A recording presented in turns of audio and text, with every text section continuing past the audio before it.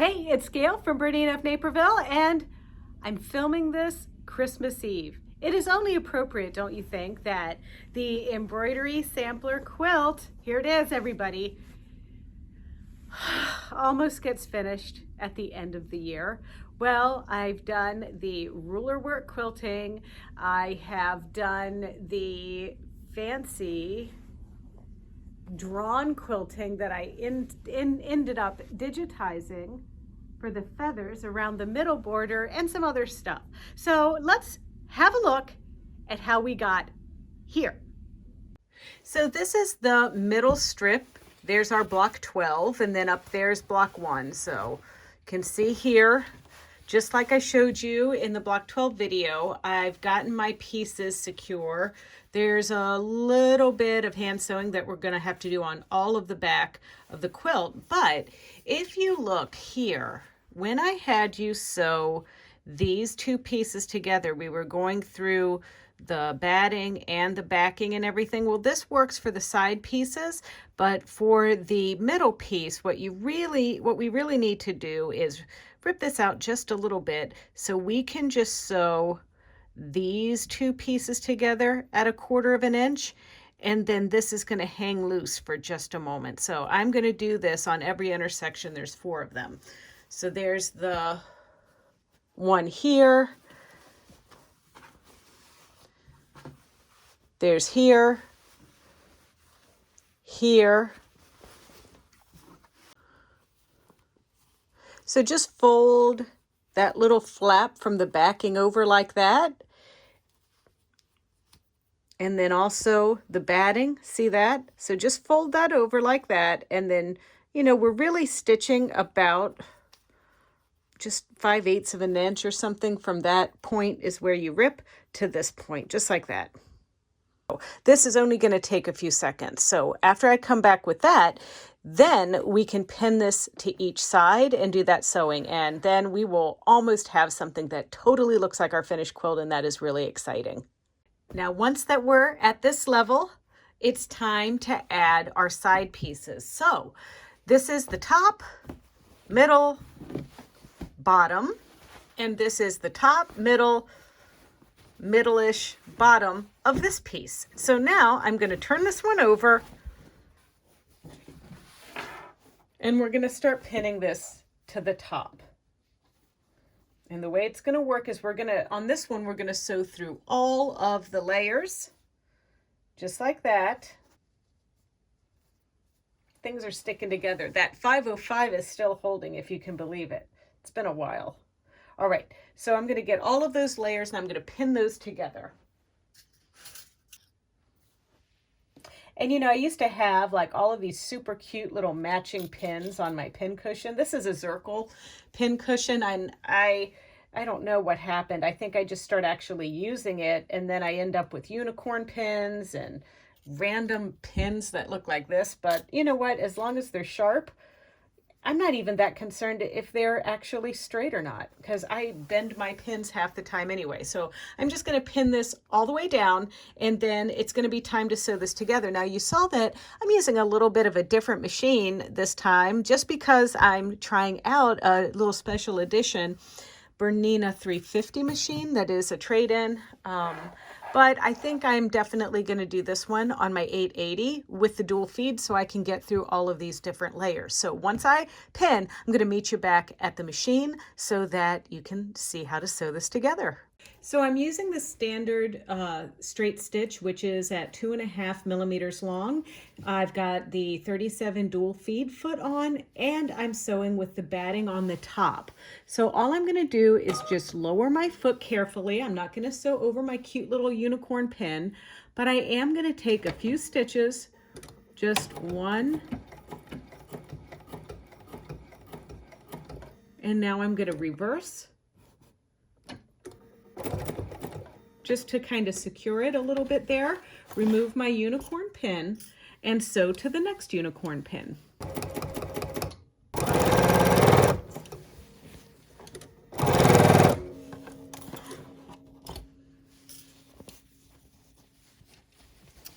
And I'm sewing with the batting side up because that way I can see that I'm not getting any of my fabric that I, liberated there from our step earlier. So that's not getting in the way, particularly in these cases where I just have a little bit of fabric there. So take out the unicorn.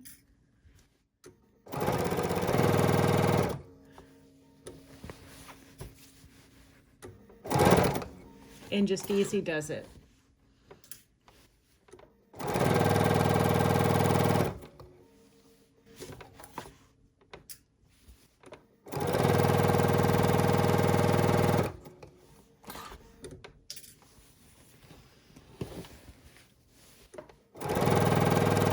And you might notice that I'm taking just slightly more than 1/4 of an inch. At this point, we don't need to be super duper accurate.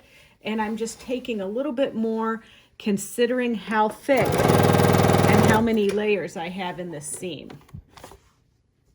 If you wanted, you could put your regular number 1D foot on here, or your regular walking foot, and use 3/8 of an inch. It's not going to make that big of a difference for the end result.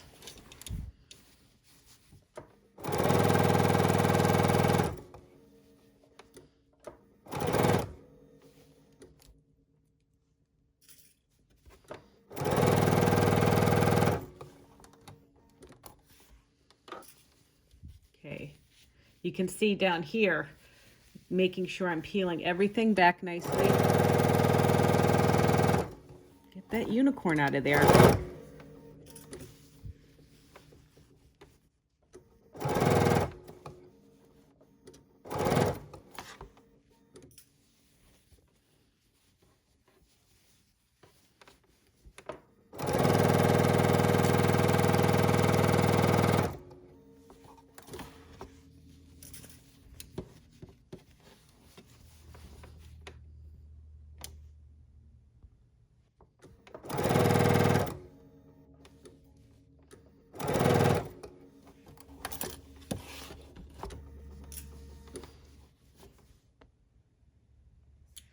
And now we're getting down to the end. Gonna take that pin out and cut. So you can see there's our piece sewn together nicely. I'll press it after I get my other side sewn together, but we don't have any puckers. It's awesome. The dual feed works great. So here is the front side of one of our sides, and here is the other front side. Now, you can't feel this. We don't have touch-o-vision yet, but what you'll be able to see is, so this is one piece that I finished on the back, and I have trimmed the batting, and I've used a water-soluble glue stick to put all of my pieces together to prep them for hand sewing. So this side hasn't had that done yet, so I'm going to show you just how I did it. So the first thing is, just from the top, no matter what it looks like on the back, I'm going to kind of press this over, and I'm going to press towards the middle column piece. So I'm feeling for that seam under there, and then clear the pipes on my Laura Star and get that nice and flat. And then I'm just going to do this all the way down. That kind of tucked under there. We'll do this on the other side as well. Oop.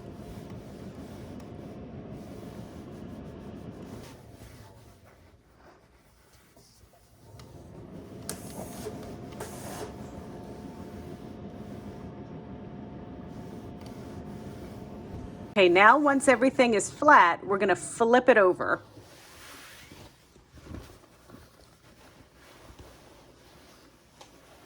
And I've got some pins in the back, so I have to be careful, because see, I still need to sew these pieces by hand, but I'm just going to do all of it all at one time. So we can start off down here, and now one of the main things that we want to do is we want to trim our batting. And all down through here, we trim the batting from in between these pieces. And then we're also going to trim the batting from in between these pieces. And that'll make that nice and flat. So we can fold this over. And then ultimately, we leave these guys folded over and folded over so that we can hand stitch. So first we have to do all of our trimming. Okay, so once you trim all of your batting and everything away, it's time to fold under this piece. And I pressed this from the top, but now when I press it from the back, it's super flat like this. So now it's time to take this piece, any of these pieces back here, we're going to press those over, and I'm going to use a temporary water-soluble glue stick to glue those in place so I don't poke myself all the time with my pins. Now, I'm looking for something that has a little bit more hold for a longer period of time. It also takes this a little bit longer to dry, but this is the Elmer's glue stick that you can get at any craft store. I think it even is available at the grocery store, quite honestly. But you have to make sure that it is water soluble and cleans up with soap and water. You don't want to get the kind that are permanent, because then you're going to have gooey stuff on your quilt. But I've been using this stuff for a long time, so I can attest that this does dissolve in water. It also dries clear, so the purple goes on so I can kind of tell where I'm going with this. And I'm just going to seal all of my seams here with this. And I'm doing this on the ironing board just because every once in a while I see like a little wrinkle or something that I want to remove. And then I can just easily give it some steam action.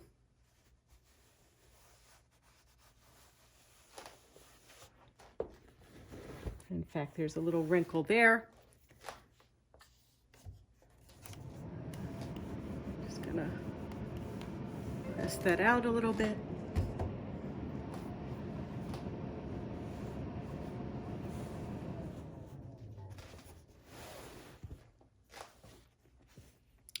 And I did pin just to keep things in place so they didn't stretch. Just keep the quilt flat and non-puckery to the best of my ability.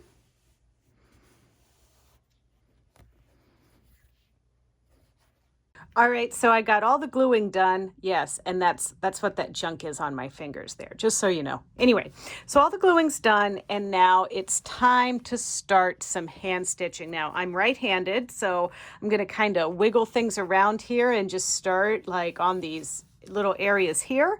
And then I also use about maybe 18 to 27 inches at a time. This is a 60 weight thread. This is the bottom line.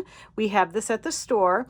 You can also use a silk thread that's 100 weight. And I usually just find something that matches close enough, because in reality, this is so fine it barely shows up. So those of you that have done a stitch that is, you know, like you sewing on your bindings and everything like that, you're going to be familiar with this. So what we're going to do is we're going to take this around here.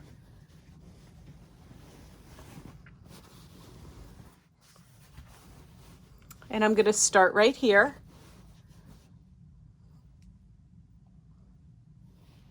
And I'm going to just bury the thread right here in this little seam allowance here.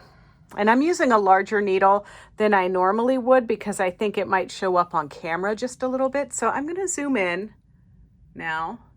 Don't look at my ugly fingers. You know, I suffer with things. I chew my fingers when I'm nervous and, you know, under stress. And I don't know about you guys, but you know, the holidays, we put all these expectations on ourselves, and then next thing you know, we have to make 25,000 things, and then we pack and we're trying to go away, and then there's a global pandemic, and nonetheless, I digress. So here we go.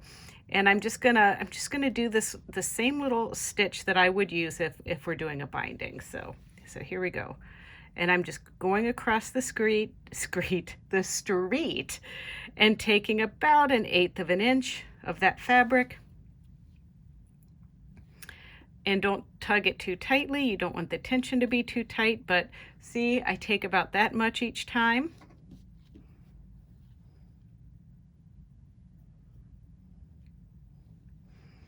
And you want to be careful to just take the single layer. You don't want to have your stitches show on the front. This could be TV time. I've been watching some TV lately. You know, it's no secret I watch Hallmark movies. But I go from the sublime to the ridiculous. I'll watch Hallmark movies, and then sometimes in the evenings, Chris and I will watch Dexter, the new season on Showtime. We did a similar thing once when I was watching Bridgerton on Netflix. Then at night, he and I would watch this other show that took place around the same time, but it was not anything like Bridgerton. It was scary and creepy, but I get the two plots confused every once in a while.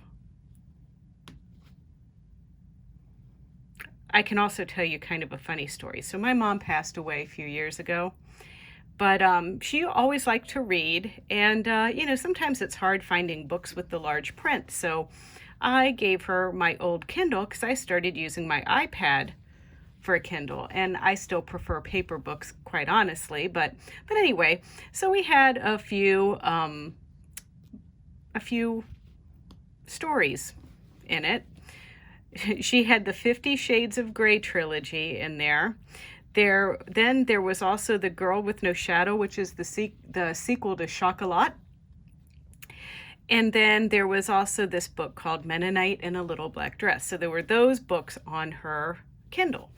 Well, I don't know how it happened, if when the battery wasn't charged properly or whatever, but she would just be reading a book, and then all of a sudden she'd be reading another book. So you would be really surprised the kind of storyline that came out of those 3 stories. So anyway, it was funny.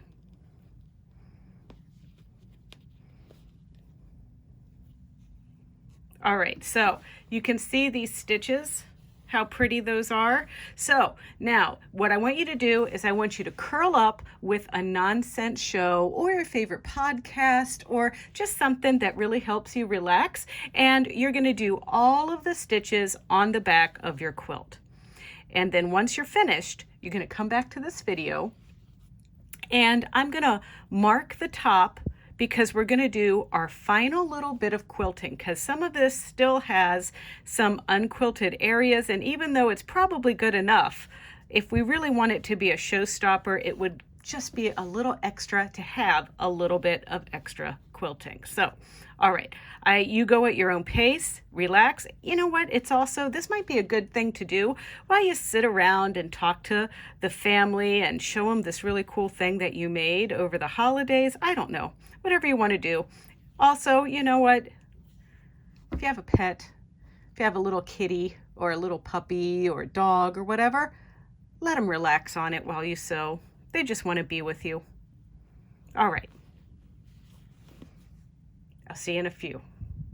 Holy guacamole. Look, it's done on the back. And look how cute the background or the backing fabrics look and everything. And then here's the front.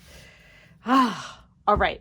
So this is quilted. This is probably good enough, but there are just some areas where there's a lot of things left unquilted. So what I'm going to do is I'm going to use my blue pen, and I'm going to kind of draw areas where I'm going to do something else here. Might as well start with block 1 with what are some other things that we can do. Trusty blue pen. I'm kind of thinking that I see echoing sort of the lines of this plumette. So I'm kind of thinking about maybe doing like, I see echoing sort of the lines of this plumette. So I'm kind of thinking about maybe doing like a little swirly cue here and then bouncing around and doing a little spiral there, then coming back, do a little spiral but not as big of a one there, a little spiral but maybe a little bit bigger one. It's kind of looking like a Christmas tree. I'm not sure I like this. It's a good thing this thing is water soluble. Okay, so I settled on a more simpler kind of design there. So that's going to be my outline.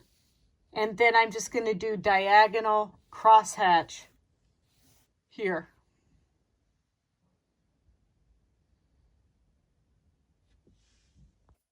Now, block 2. All I'm going to do is go ahead and fill in every diamond with my little starburst here. That's it. I'm just going to finish that off.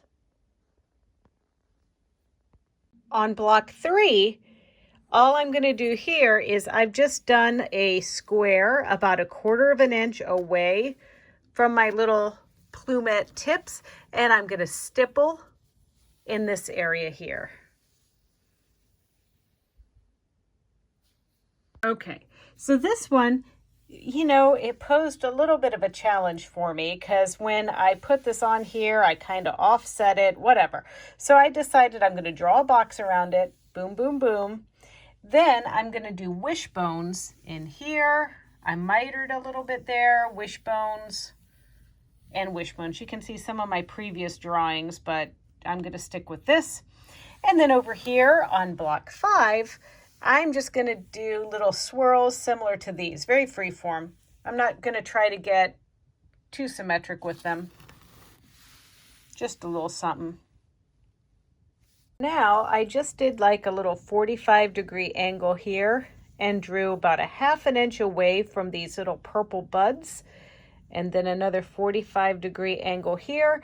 And then I'm just going to do straight lines. Boom, boom, boom. Haven't decided how far apart yet. I'm lazy, thinking about 1 inch. Block 7's not going to get anything and like it. It's pretty well quilted. Block 8, we're going to do straight lines, just like our block 6. The same distance away as on block 6. So 1 inch, 1/2 inch. I'm undecided. So for block 9, I really wanted to play on this little diamond kind of shape that's already here. And then I measured 1.5 inches to here. And then I think I'll probably do loop-de-loops or something like that in these sections just to split up all the stippling and everything. And then for block 10, I'm actually gonna quilt in the designs of this fabric, just to kind of give it something extra.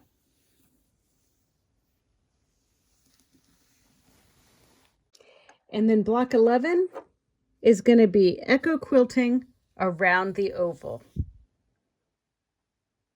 But the best part is block 12. Let's have a look at that. So I thought I'd start here, and as I start looking at it and really examining this, I really would like to do maybe some background feathers or something like that, but I'm not really good at doing free-form feathers and have them look the same symmetrically. So what I'm going to do is I'm going to get some paper. Rather than using this pen, I'll use it on some other pieces. And I'm actually going to get a Sharpie and draw just one side like this. And then I'm going to use that and it'll embroider in different quadrants. Now I can either do this by tracing the design onto here and doing it free motion with my Bernina stitch regulator, or I could bring it into the software. So what I've done here is a rough, just very rough outline of what you see here. So this is going to let me doodle, doodle, doodle on here. So And first use a pencil. I think we all know that first, right? So I'm gonna just do like a little heart here. And then, let's see here. We kind of want something maybe that will go into here, something that will go here, something that'll go down here, then maybe something that goes around and down and up. So now I like to make feathers by making half a heart. So I'm going to do half a heart, half a heart, half a heart, half a heart, and half a heart. Now I'm going to do the same thing here. Half a heart, half a heart. And if my feathers aren't perfect, this is pencil, I can fix them.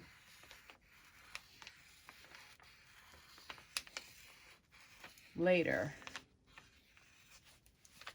Okay. And then I'm gonna go this direction because I'm pretty good at making them from the top down.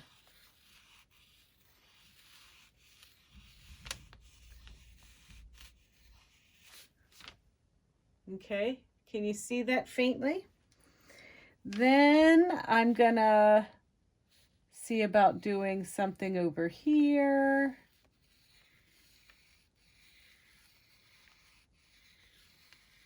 Like that. And then maybe now I come around here.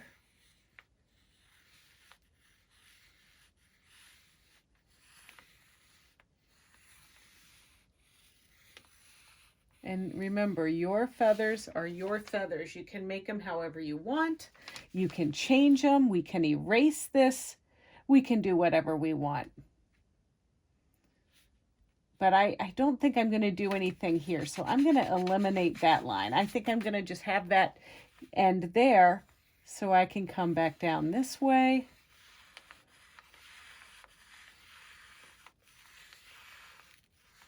Just be a little playful with this.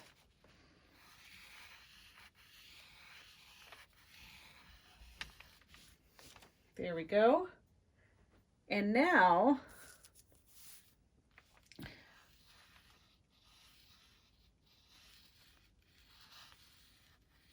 I'm going to do this. And I don't want it to go right into the edge. I want it to be more loosey-goosey on the outside.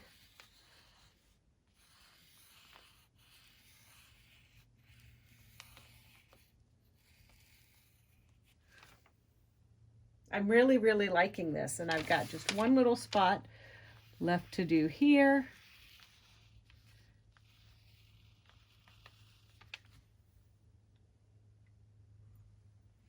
There it is. Now, the next stage is I need to just trace over this with my Sharpie so I have something that's nice and black and white. I removed the quilt so that I had like some bleed area because I am using a Sharpie marker here.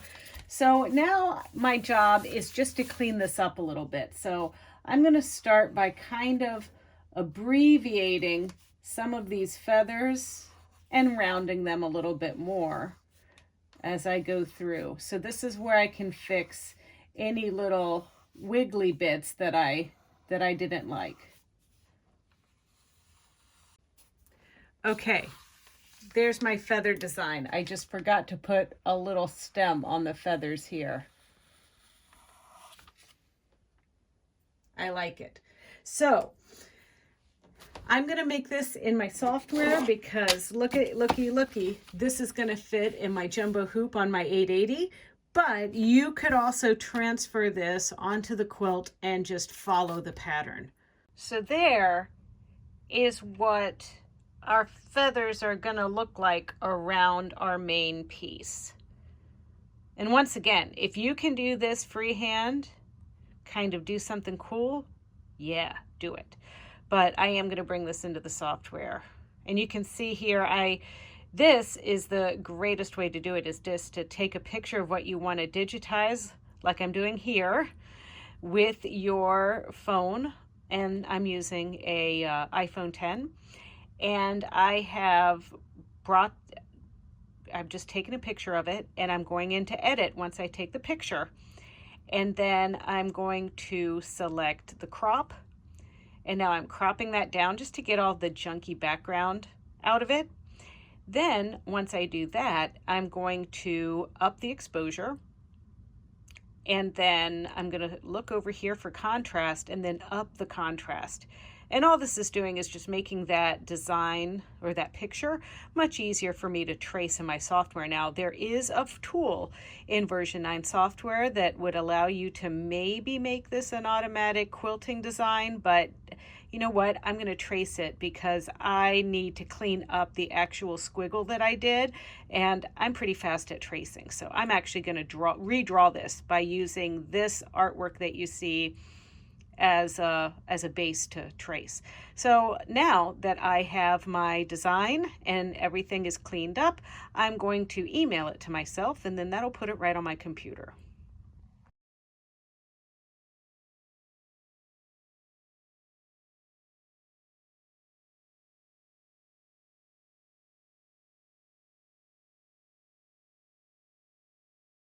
So I'm going to hoop this up. You can see that I've taped the template that I printed from my software onto my placement template of my jumbo hoop. And then I've set that in the hoop like this. So now I'm going to just line that up to kind of match where I want it to go on my quilt. And then I'm going to have one like this. And then of course I'm going to mirror this on my machine so that I can put it on this side and then down on that quadrant there. So I'm here, I have pulled in my design, you can see it here, and I'm going to use pinpoint placement to line this up. And there's my template. Now, the one I just showed you earlier was a drawing so that you could see the lines a little bit better. But when I actually am doing this, I want to be able to really be accurate with how I place my feather. And the first thing down here is I have a little blue line drawn at the center mark, and I've lined my little points up just here. So the most important thing for me to line up is going to be this spot right here on my feather.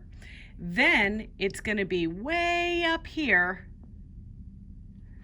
on this intersection right there. And if I can line those two pieces up with the pinpoint placement, then this is going to be super easy and stitch out great.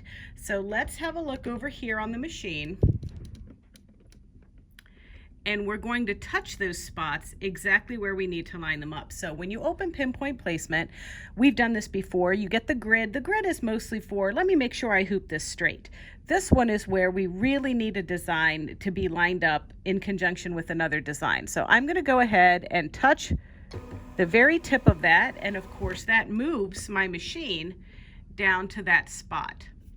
And you can see here that the needle is not exactly where I need it to be. I need it to be right over here, just there. So now I'm going to use my knobs, and my top knob is going to move it to the side. And I'm going to lower the presser foot so I can really see what's happening.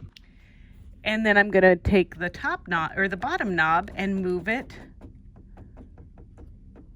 And then just a conjunction of the two to get it just in the right spot. Okay, that looks really good. So now I'm pretty happy. We're going to keep it right there. So now when I go over here to the screen, I'm going to hit the set button, and it's going to turn that button yellow. See that? So now that's anchored just there, and we're not going to worry about this being outside of the screen because I actually have to tilt this a little bit. So now I'm going to touch this part of the design over here, and just so I know, oops, big hoop everybody, big hoop. All right, so now just so I know exactly where I'm going to be touching that spot, I'm going to zoom in, and you can see there's my little pointer, but I want to be up there on that intersection. So I'm gonna just keep kind of poking around at this until I get that right in that spot. Can you see it? Okay, so now it's time to move the camera down here, and we can see we're kind of far away. So now what I'm gonna do is go ahead and zoom out.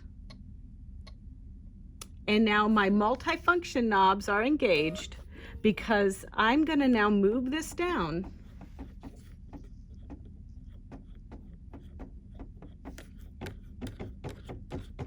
and over until it gets right on that spot there.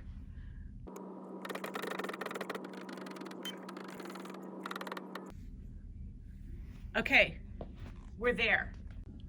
So now I'm pretty happy with this. I mean, it should be good. Now, if you're really careful, so I'm gonna go ahead and hit set one more time there. Now we should be good, okay? Because I hit set, we've got everything in just the right spot, but now I want to go ahead back to my I button, and I just want to kind of double check this area right over here because it was a little questionable when I was hooping it up, but I think we're good. I mean, I feel really good about this. So now that I've checked this, everything's cool, I can go ahead and close out, embroider it out, and the most important thing, ladies and gentlemen, is removing the template.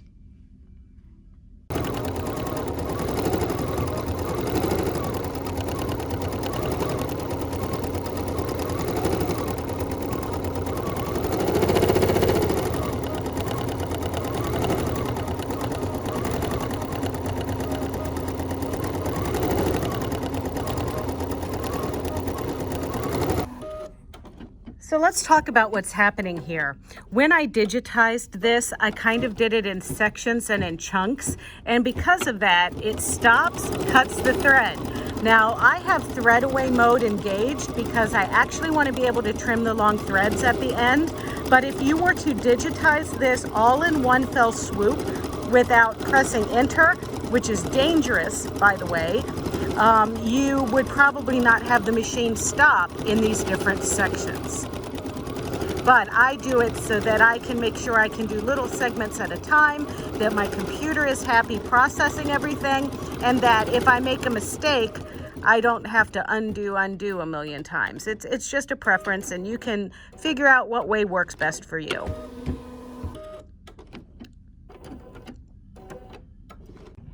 All right, as you can see, there is stitch out.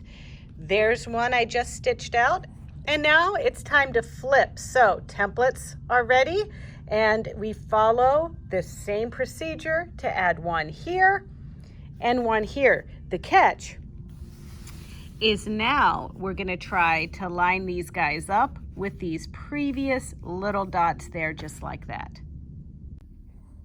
So with the pinpoint placement, I just lined up my little guy there and set it.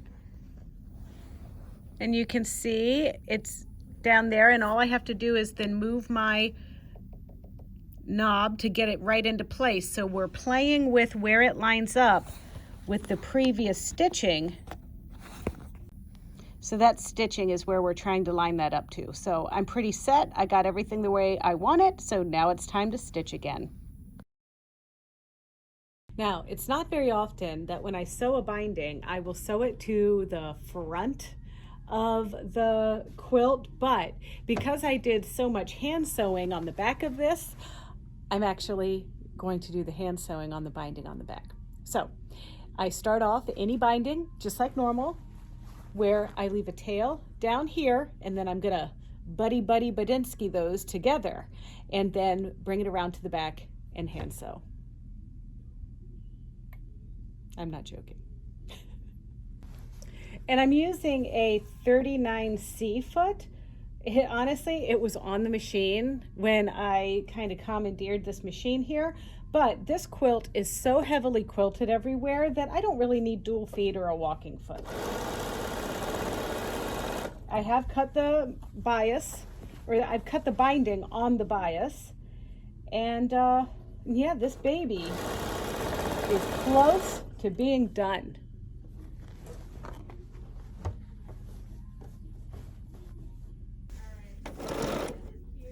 Now you want to stop about the seam allowance to the end, which I've done, and then we're going to bring it back like this and then forward and then start again, just like that. Okay, now do that at every corner. All right, so I'm getting close to the end here, and it's time to do that magical thing where we connect our bindings together. Okay, now that I'm at the end, I always like, when I look at this with my binding at the top, I like to think of this piece as my right side, and I'm going to open this up and fold it, making like a little miter, like a 45-degree angle right here.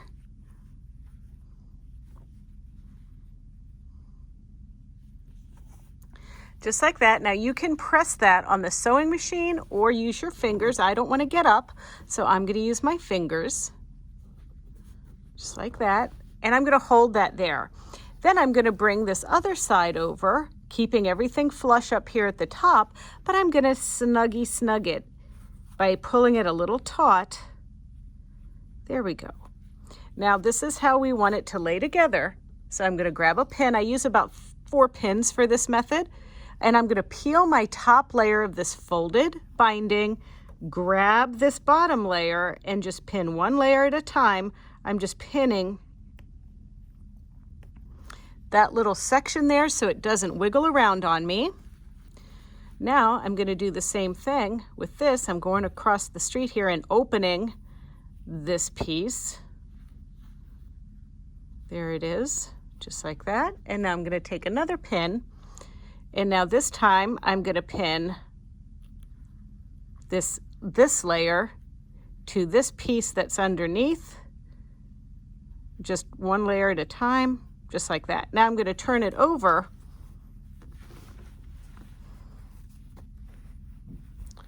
so that you can see here, there's my one intersection right here. I'm going to pin that, and there's a crease, there's my finger crease under there. And then I'm going to open this up. You can see that pin that I put in there. Keep everything nice and taut and straight. I'm going to pin. So ideally, what we're searching for here, or what we're going to sew, is corner to corner. This indentation to this indentation right there. And then I usually use a pin in the middle to make sure everything is straight. So now that's all I'm going to do, is I'm going to sew edge to edge there. And if you have to draw that with a water-soluble pen, go ahead. Okay, so now I'm bringing this over to my machine.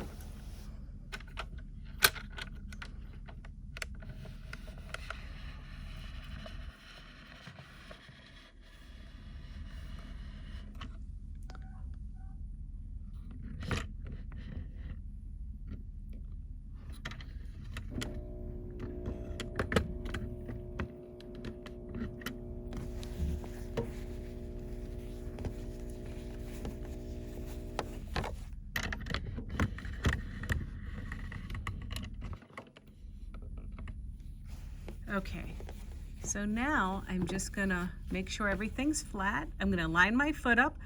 You might like this clear foot for this because it's got that little red mark right there where we can just line it up on that finger pressing. I do like to reverse just a little bit. Pull the pins out before you stitch over them.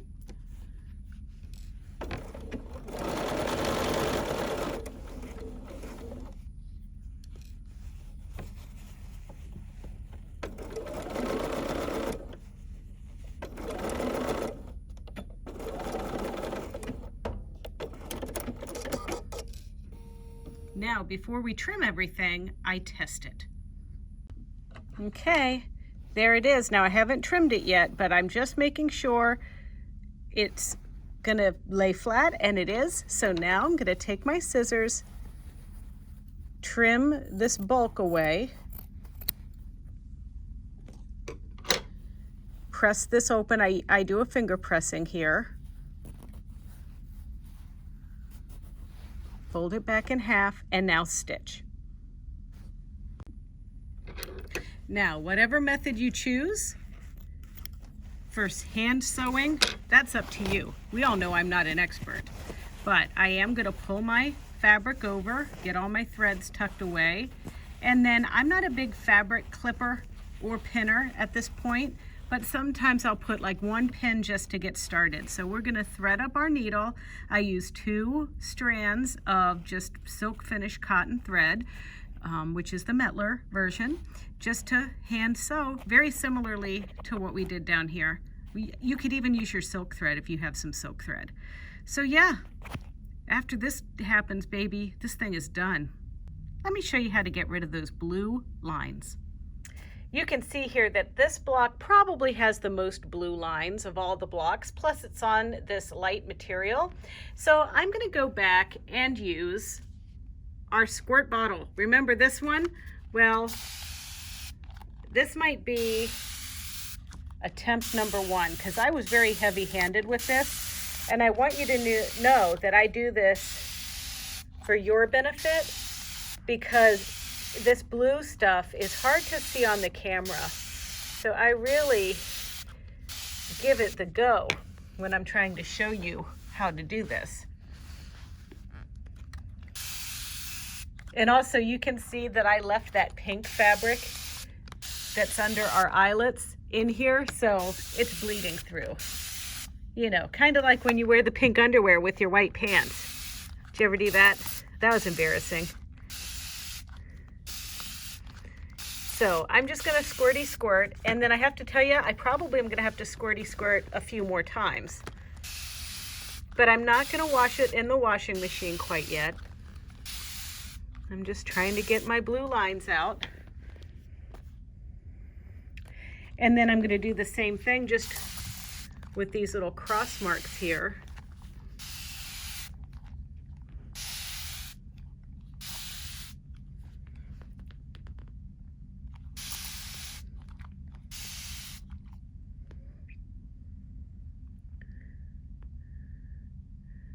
There were more in some areas than others, and over here you can see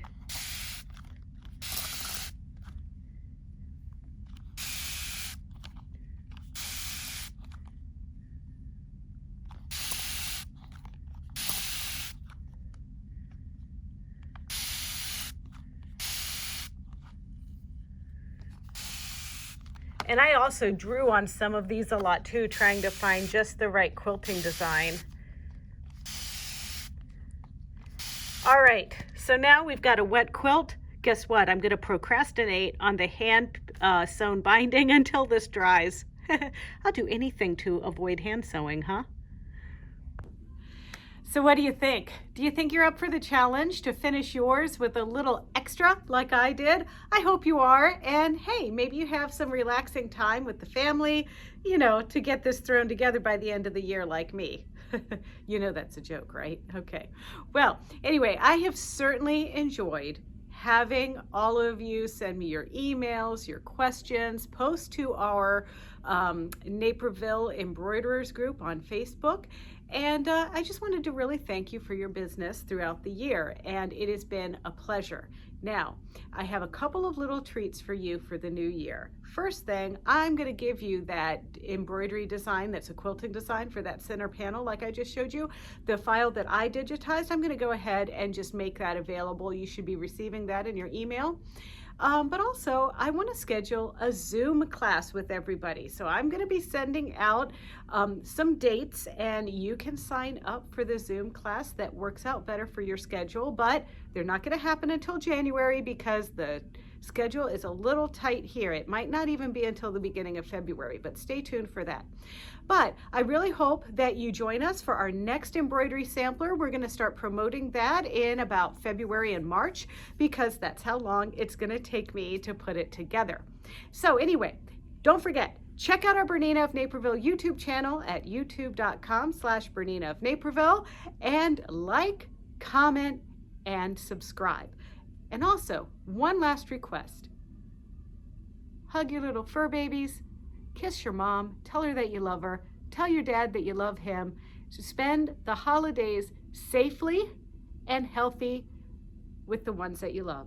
So Happy New Year from me and the rest of the staff at Bernina of Naperville, and here's to a fantastic 2022. Thank you.